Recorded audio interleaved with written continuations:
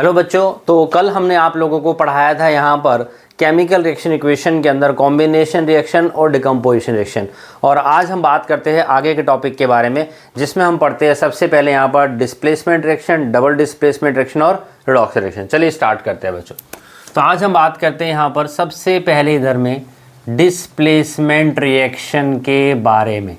देखो, जब हम लोग यहाँ पर डिस्प्लेसमेंट रिएक्शन के बारे में बात करते हैं देन व्हाट वी सी, हम लोग यहाँ पर क्या देखते हैं, जैसा कि मैंने बताया था कि हमारे पास ना कुछ स्पेसिफिक मेटल्स होती है और हमारे पास यहाँ पर इन मेटल्स की होती है बच्चों एक रिएक्टिविटी सीरीज, जिसमें मैंने आपको बताया था केदारनाथ का माली आलू जरा फीके से पकाता है, कौन है आज आया पता करो।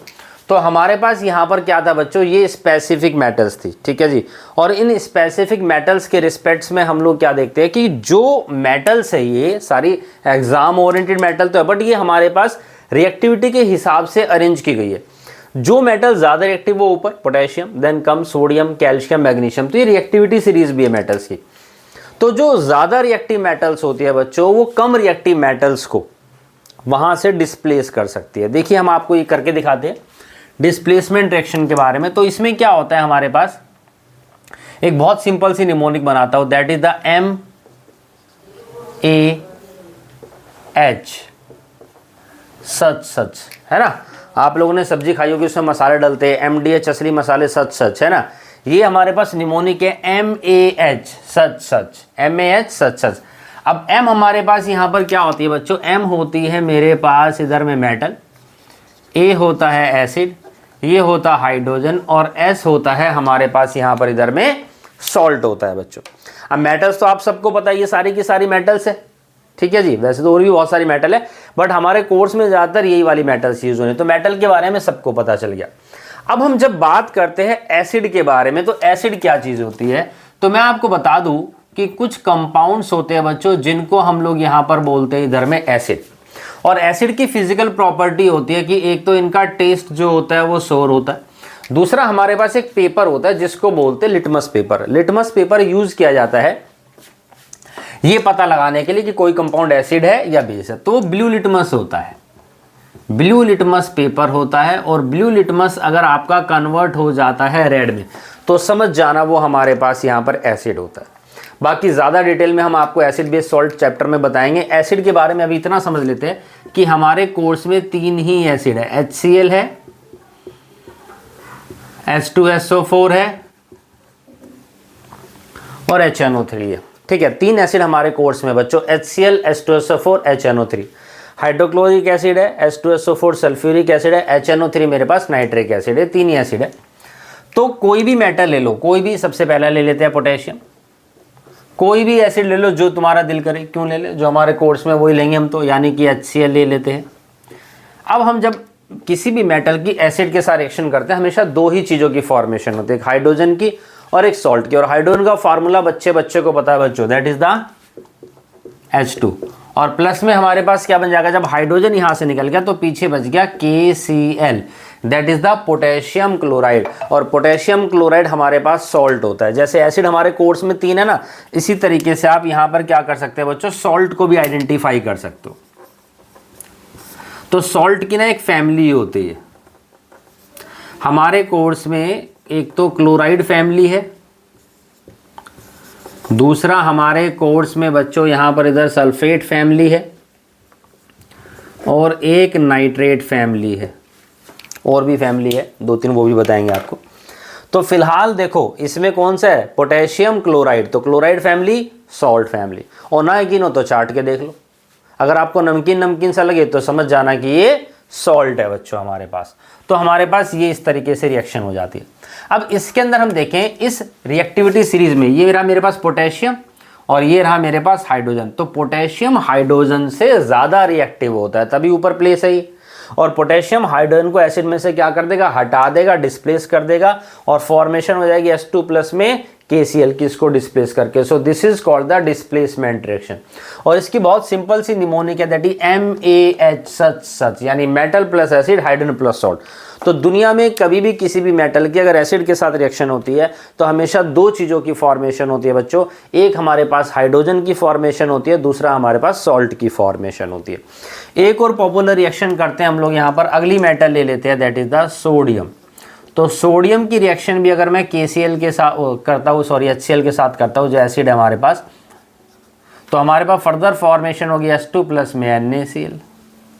ठीक है, तो ये भी हमारे पास है। तो आप ये जितनी मेटल है 1 2 3 4 5 6 7 8 9 हाइड्रोजन से ऊपर 9 मेटल है, इन 9 की 9 मेटल की रिएक्शन कर सकते हो। किसके साथ बच्चों?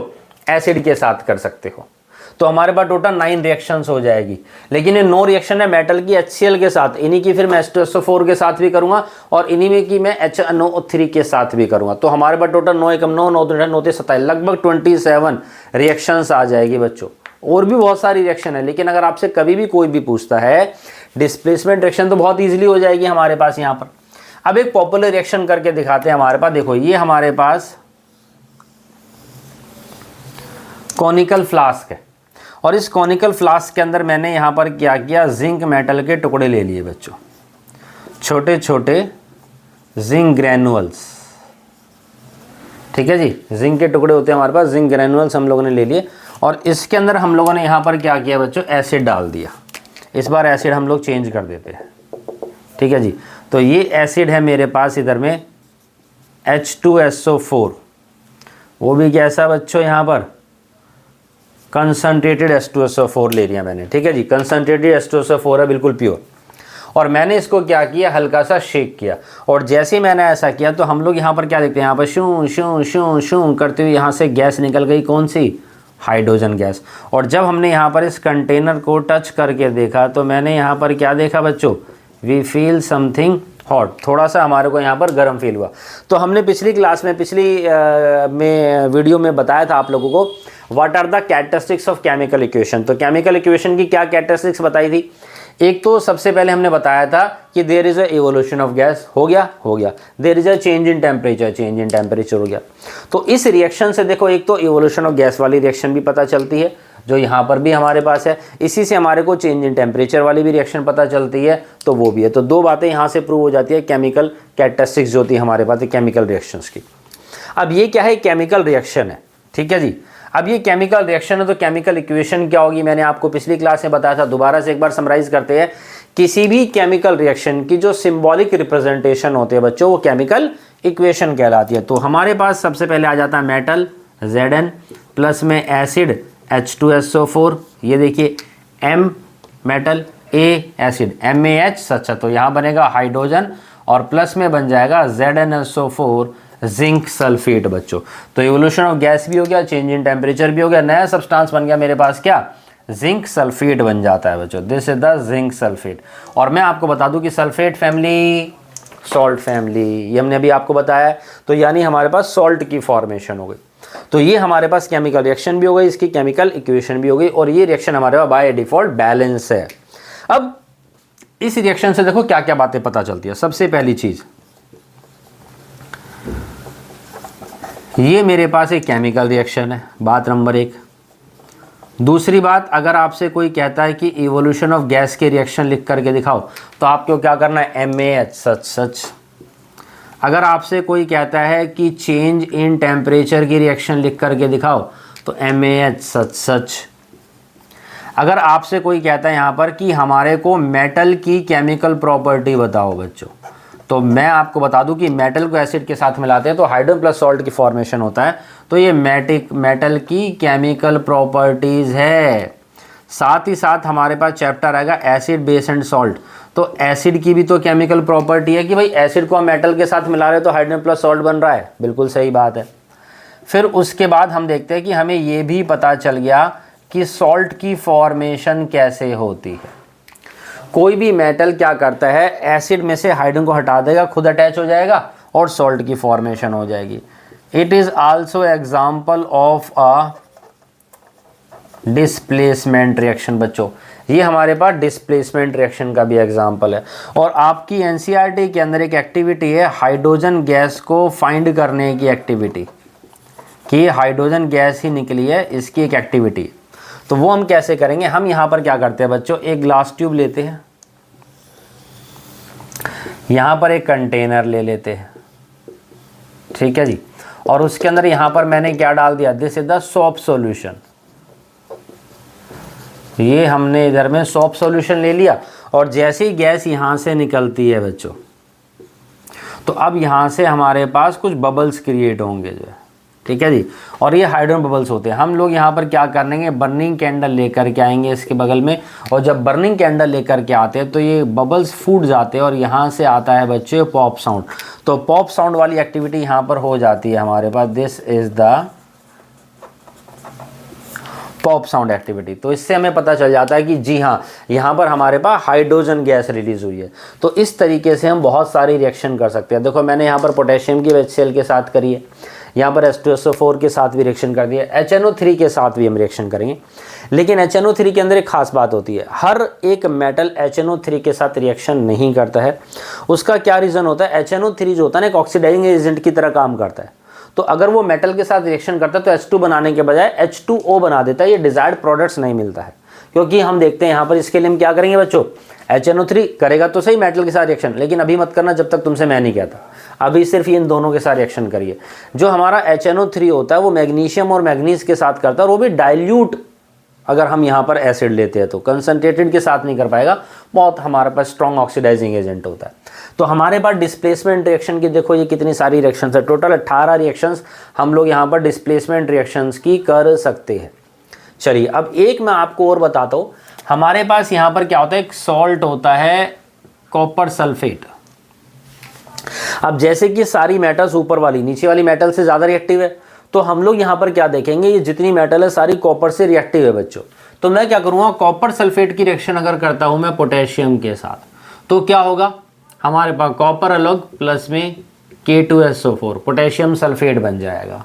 मेरे पास यहाँ पर क्या हो जाएगा, मैं फर्दर रिएक्शन करता हूँ CuSO4 के साथ, इस बार किसके साथ, Na के साथ। तो Cu प्लस में मेरे पास बन जाएगा Na2SO4 बन जाएगा। CuSO4 की रिएक्शन मैं करता हूँ कैल्शियम के साथ, तो Cu प्लस में CaSO4 कैल्शियम सल्फेट। तो जो ज़्यादा रिएक्टिव मेटल्स होती है वो कम रिएक्टिव वाली मेटल्स को उसके सॉल्ट में से हटा देती है।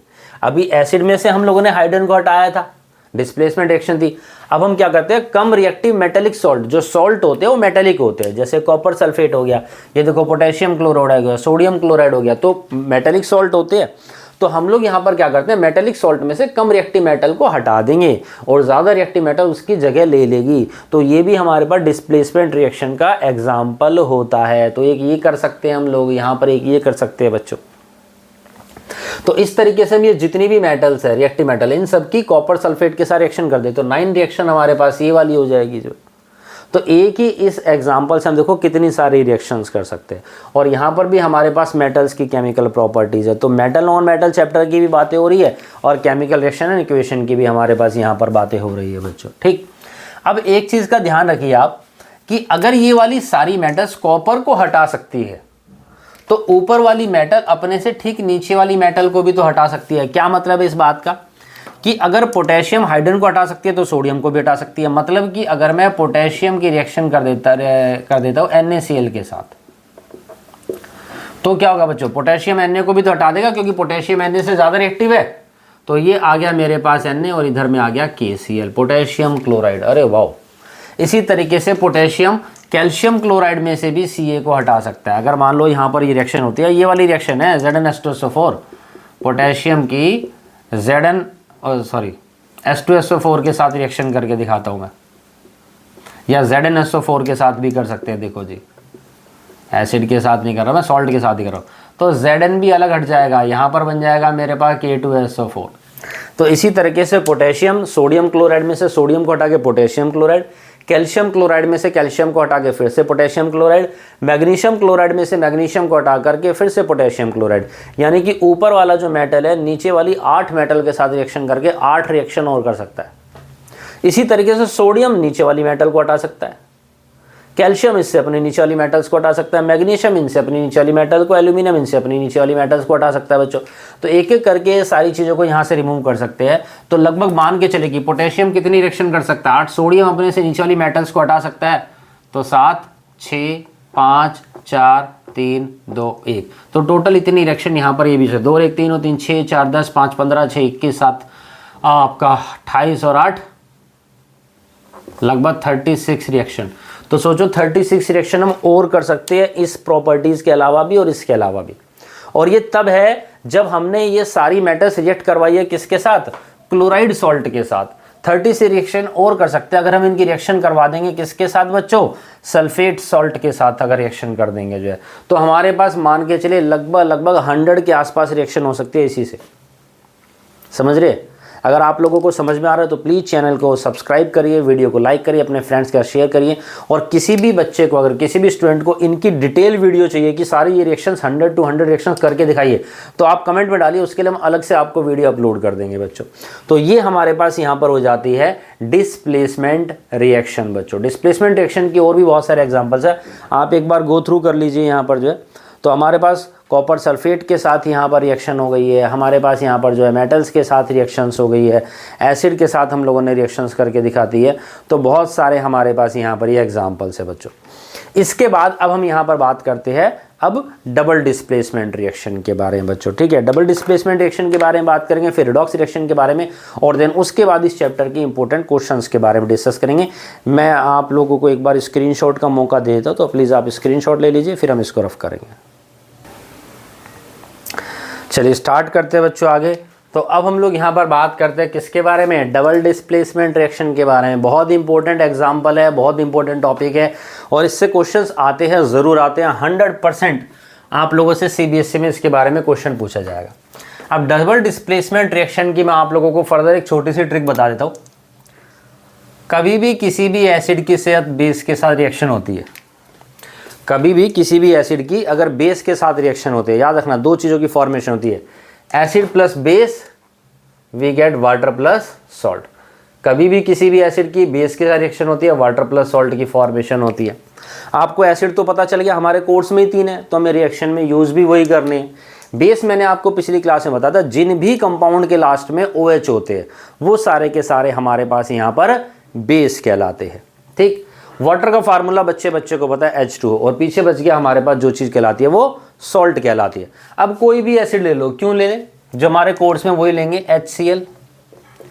बेस ले लेते हैं। अब देखो, जैसे मैं आपको बताऊं, बेस मैंने पिछली क्लास में आपको बताया था, कैसे बताया था, तो म्याऊं कौन करती है, बिल्ली, ये बताया था। MO यानी मेटल ऑक्साइड। तो मेरे पास कौन कौन सी मेटल थी, केदारनाथ का माली, ये बताई थी। इन सब की रिएक्शन एक काम कर देते हैं, मेटल ऑक्साइड है तो K2O, Na2O, CaO, MgO। Water के साथ रिएक्शन कर दो, H2O, H2O, H2O, क्या बनेगा formation, KOH potassium hydroxide, NaOH sodium hydroxide, CaOH की whole twice calcium hydroxide, MgOH की होल ट्वाइस मैग्नीशियम हाइड्रोक्साइड। ये एक बेस हमारे ऐसे है बच्चों जो कोर्स में। तो बेस आपको पता चल गया, तो बेस के बारे में पता चल गया, जितने भी मेटल हाइड्रोक्साइड होते हैं, MOH metal hydroxide, Na metal hydroxide, तो ये सारे बेस कहलाते हैं। तो कोई भी बेस ले लो जी, KOH ले लो, फॉर्मेशन हो जाएगी वाटर की, ये H और ये OH, इन्होंने मिलके क्या बना दिया, वाटर H2O, और पीछे बच गया बच्चों हमारे पास KCl potassium chloride, chloride family, salt family. ठीक है, चलिए इसी तरीके से हम यहाँ पर कुछ और भी रिएक्शंस करके दिखाते हैं। आप लोग कोई भी एसिड ले लो, HCl ले लिया जी, इस बार H2SO4 ले लो, प्लस में फर्दर फिर से कोई बेस ले लो, आप यहाँ पर NaOH ले सकते हैं। इस बार फॉर्मेशन हो जाएगी वाटर की, प्लस में Na2SO4 सोडियम सल्फेट, और सल्फेट फैमिली फर्दर फिर से हमारे पास सॉल्ट फैमिली हो जाती है।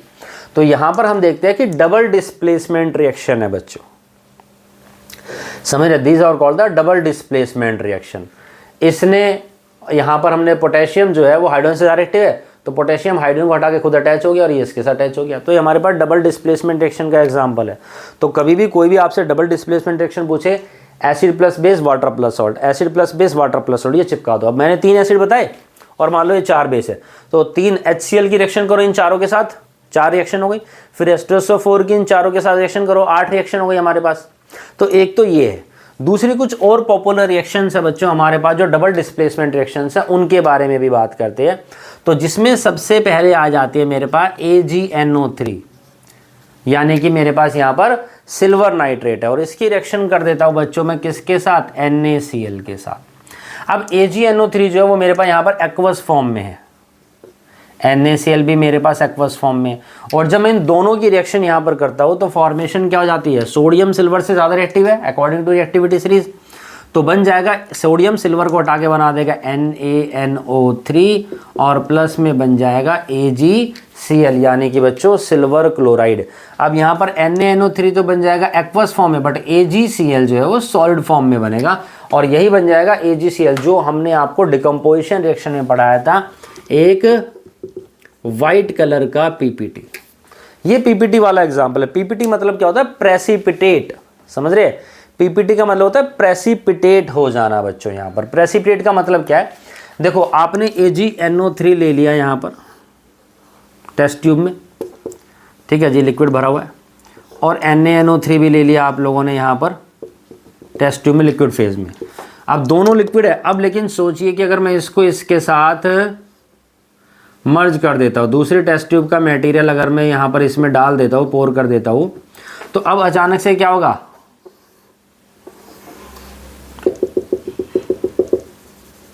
ये तो बन जाएगा सॉलिड यानी कि PPT, और ऊपर अब हमारे पास ये लिक्विड हो गया जो एक्वस फॉर्म में तैरता रहता है। तो यानी सोचिए कि दो मैंने क्या किया, मैंने दो यहाँ पर एक्वेटिक सब्सटेंस को लिया है। एक्वेटिक मतलब कि एक्वा जो आपके वाटरी सब्सटेंस है लिक्विड फॉर्म में, और दोनों को मिलाने पर सॉलिड बन गया मेरे पास, तो उसी को हम PPT बोल देते हैं बच्चों। This is called the precipitate.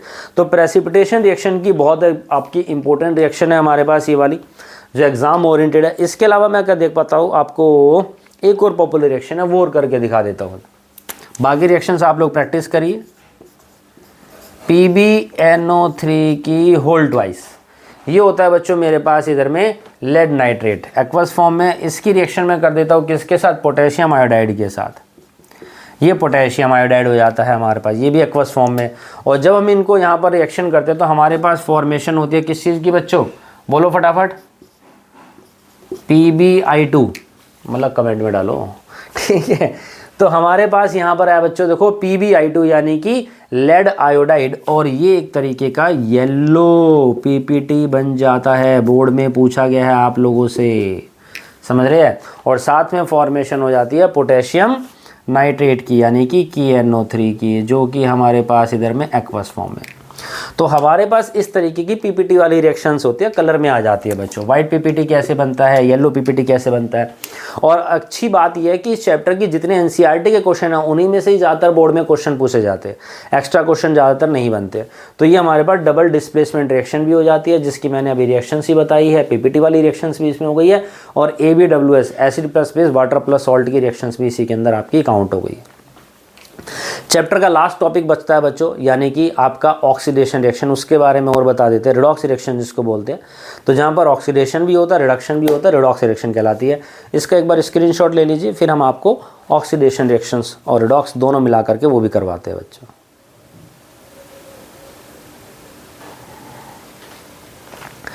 चलिए बच्चों, तो अब हम बात करते हैं यहाँ पर ऑक्सीडेशन और रिडक्शन रिएक्शन के बारे में।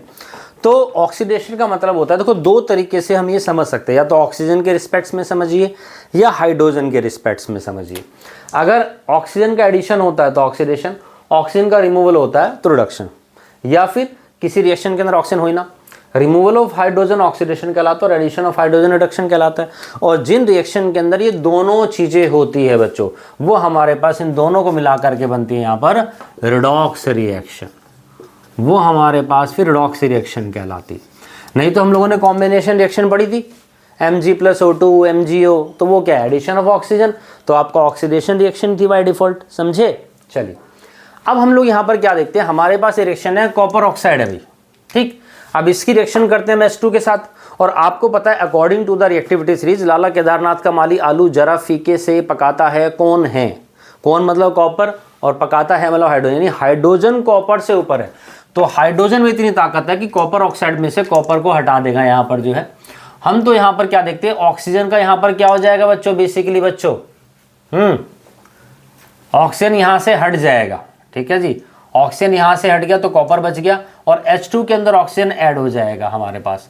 तो इसने इसको हटा दिया, ऑक्सीजन के साथ खुद अटैच हो गया, तो ये क्या हो गया, H2 के साथ जब O2O आपका अटैच हो गया ऑक्सीडेशन, और कॉपर ऑक्साइड में से आपका ऑक्सीजन रिमूव हो गया, तो ये क्या कहलाता है बच्चों, रिडक्शन कहलाता है।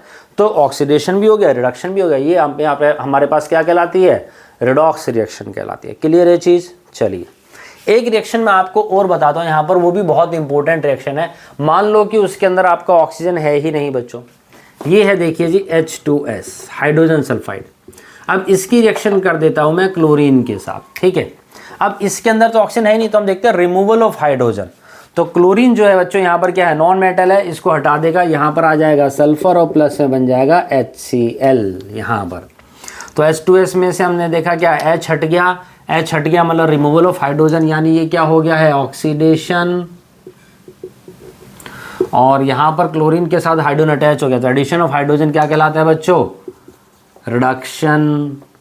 तो यहाँ पर भी दोनों चीज़ें कंप्लीट हो रही है, तो ये मेरे पास क्या कहलाएगी, रिडॉक्स रिएक्शन। ये मेरे पास क्या कहलाएगा बच्चों, यहाँ पर रिडॉक्स रिएक्शन। अब ये क्वेश्चन यहाँ खत्म नहीं होता, आपसे ना कई बार स्पेशल चीज़ पूछी जाती है इसके अंदर, जब आजकल आने लगी है, कि इसमें से कौन सा सब्सटेंस ऑक्सीडाइज्ड हुआ है, कौन सा सब्सटेंस रिड्यूस्ड हुआ है। ऑक्सीडाइजिंग एजेंट क्या हो, रिड्यूसिंग एजेंट क्या है बच्चों, ठीक है। This is the oxidizing agent and reducing agent. बहुत आसान है।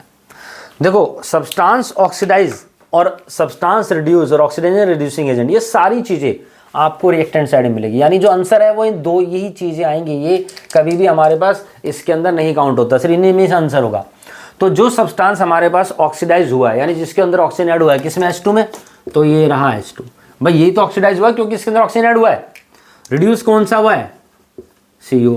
ऑक्सीडाइजिंग एजेंट कौन है, जिसके पास ऑक्सीजन होता है, जो ऑक्सीजन देता है भाई, किसके पास है, तो इसी के पास है। रिड्यूसिंग एजेंट क्या है, हाइड्रोजन, क्योंकि इसी में दम था रिड्यूस करने का, ये हमारे पास यहाँ पर हो जाता है। इस रिएक्शन के रिस्पेक्ट्स में भी आपसे पूछा जाता है हमारे पास।